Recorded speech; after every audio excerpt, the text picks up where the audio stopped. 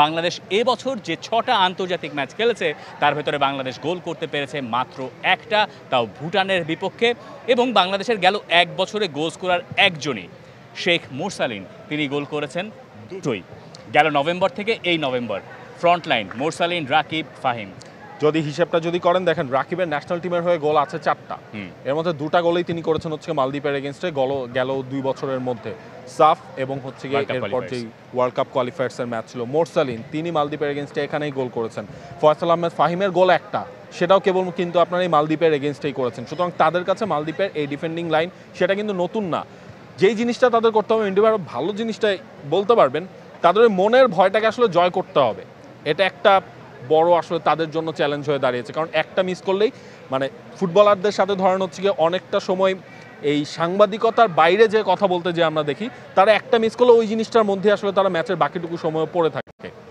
এটা একটা জিনিস হচ্ছে যে mistake is obvious part of the game. আপনার টপ লেভেলেও কিন্তু ফ্রন্ট লাইনের প্লেয়াররা মিস করে।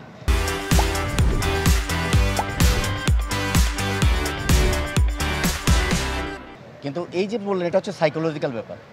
একটা অপরচুনিটি এসেছে, সেই অপরচুনিটির হয়তো আপনি ক্যাপিটালাইজ করতে পারলেন না, কিন্তু immediately you have to remove this things from your mind. Actually next অপরচুনিটির জন্য আপনাকে অপেক্ষা করতে হবে এবং ওই ধরনের অপরচুনিটি আসলে সেগুলি আপনাকে কনভার্ট করতে হবে। সো আমি মনে করি যে they have to enjoy the game actually, not to take any pressure on their shoulder. এখানে হোম গ্রাউন্ডে খেলা, ফিফা ফ্রেন্ডলি ম্যাচ, এবং আমাদের একটা অবজেক্টিভ আছে, যদি আমরা ব্যাক টু ব্যাক এই দুটো ম্যাচ জিততে পারি দেন ডেফিনেটলি আমাদের এশিয়া কাপের যে পটের কথা আমরা আলোচনা করছিলাম এর আগে, যে আমরা একটা কমফোর্টেবল পটে থাকতে পারবো। এবং আমি মনে করি যে ফাহিমের যেটা স্ট্রেংথ সেটা হচ্ছে তার গতি। ইভেনচুয়ালি রাকিব মানে he has a lot of trickery on the flank area.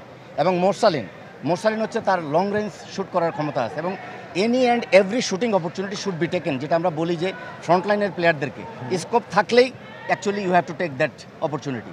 এই ধরনের জিনিসগুলো আপনাকে মাঠে কাজে লাগাতে হবে। এবং ইভেনচুয়ালি আমাদের মিডফিল্ডকে যখন আমরা খেলবো, খেলার সিচুয়েশন অনুযায়ী অ্যাকচুয়ালি বোঝা যাবে যে মালদ্বীপ কী করতে চাচ্ছে, তাদের ইন্টেনশন কী। তারা কি মিড ব্লক করবে না লো ডিফেন্সে ব্লক করবে। যদি মিড ব্লকও করে কিংবা কখনো কখনো খেলার সিচুয়েশন অনুযায়ী তারা আক্রমণে আসছে, how will launch the counter attack. এবং কাউন্টার অ্যাটাকের জন্য ফাহিমকে কিংবা রাকিবকে, মোরসালিনকে আমরা ব্যবহার করতে পারি, কারণ they have that quality, they have the pace and they have the technical ability, Morsalin and eventually Rakib also. So this will be also important factor. Mintu ভাই একটু এর সাথে অ্যাড করে দিই, মিডফিল্ডে কাজিম শাহ স্টার্ট করছেন এবং এটা তার জন্য একটা অপরচুনিটি ন্যাশনাল টিমে নিজের জায়গাটা থিতু করার জন্য। এবং তার সঙ্গে যদি আপনি হৃদয় আর সোহেল রানাকে মেলান, সোহেল রানা বহুদিন ধরে ন্যাশনাল টিমে সার্ভিস দিয়ে যাচ্ছেন, আপনি হৃদয়কে যদি হোল্ডিং মিডে হিসাব করেন, কাজিম শাহর কাছ থেকে তো আপনি আজকে ক্রিয়েটিভিটি আশা করবেন, যেটা আমরা তাকে ক্লাব ফুটবলে দেখি। প্রথমত নাবিল ভাই বলেন যে কাজিম শাহর জন্য এই স্টার্ট করাটা মানে এইটা তার জন্য আসলে কত বড়, আর এরপরে মিন্টু ভাই ব্যাখ্যা করবেন যে এটা টেকনিক্যালি বাংলাদেশ টিমকে ফরওয়ার্ড লাইনে আসলে কতখানি হেল্প করতে পারে। দেখেন কাজিম তো লাস্ট 2টা প্রিমিয়ার লিগ যেটা বা বাংলাদেশের ঘরোয়া সিজনে কিন্তু one of the best midfielder Kazim Shah ছিল। কাজিমকে আমরা এর আগে ন্যাশনাল টিমের হয়ে ডেবিউ আমরা দেখেছি লেবাননের সাথে, সেটাও ছিল হচ্ছে 13 মিনিট সময় কাজিম পেয়েছিল। এবার যখন জামাল ভুঁইয়া নাই, যখন সোহেল রানা জুনিয়র নাই, তখন আসলে ওয়েল ডিজার্ভড একটা পিক আমার মনে হয় হাভিয়ার কাবরেরা আসলে করেছে, এবং কাজিম চাইবেনই সেই জিনিসটা আসলে পুরোপুরি কাজে লাগাতে। মিন্টু ভাই, নাবিল যেটা বললো এবং রিফাত যেটা মেনশন করলো, যদি আমরা ক্লাব ফুটবলে দেখি, সে কিন্তু পুলিশ টিমে ফার্দার মিডফিল্ডার হিসেবে খেলেছে। ইয়েস, সো ফার্দার মিডফিল্ডার হিসেবে তার যে রোলস অ্যান্ড রেসপন্সিবিলিটি থাকে ডিউরিং দ্য ম্যাচ, যখন নিজের টিম অ্যাকচুয়ালি আক্রমণে থাকে, ফ্ল্যাঙ্ক অপারেট করে, কারণ তাকে হয়তো বলটা সাপ্লাই দিতে হয়, যেটা আমরা বলি সবসময়। সাপ্লাই দেওয়ার পরে ইমিডিয়েটলি তাকে কিন্তু আবার ওখানে জয়েন করতে হয়, কারণ আপনার যদি নাম্বার 9 পজিশনে মোরসালিন থাকে, অপোজিট উইঙ্গার যদি ফাহিম আসে, তাহলে হি needs to be available in and around the penalty box, maybe zone 14 অথবা ভিতরে।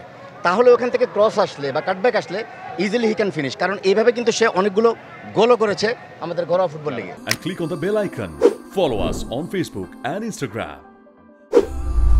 Download T-Sports app to enjoy exciting games and highlights. Visit tsports.com.